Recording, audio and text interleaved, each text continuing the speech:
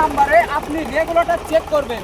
এই যে রেগুলেটর দেখছেন, এই স্টার্ট করার পর যদি ভুবড়ি উঠে রেগুলেটর, সেকেন্ড হ্যান্ড ট্রাক্টরের ইঞ্জিন ভালো আছে কিনা আপনি কিভাবে বুঝবেন কোনো মিস্ত্রি ছাড়াই?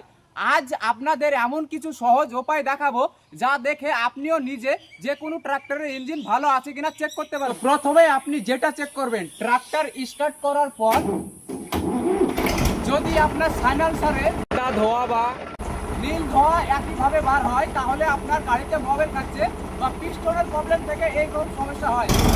একইভাবে কালো ধোয়া মারছে, তাহলে আপনাকে ভাবতে হবে যে ইঞ্জিনে তেল বেশি খাচ্ছে বা এয়ার ফিল্টার জাম হওয়ার কারণে এই সমস্যাটা হয়। তো দ্বিতীয় নম্বরে আপনি যেটা চেক করবেন, ট্রাক্টরের ব্রেক কম্প্রেশন। যেমন দিয়ে আপনি মোবিল ঢালেন বা যে কোনো ট্রাক্টরে, প্রত্যেকটা ট্রাক্টরে মোবিল ঢালার দিক একটা দিক থাকে। এই যে দেখছেন, এমনি যদি ব্রেক কম্প্রেশন কালো ধোয়া বাড়ায় বা মোবিল ছিটকে বাড়ায় গাড়ির পিক আপ দেওয়ার পর, তাহলে কিন্তু আপনার ট্রাক্টরের পিস্টনের রিংয়ের প্রবলেম থেকে এই সমস্যাটা হয়। দ্বিতীয় নম্বরে আপনি রেগুলেটর চেক করবেন।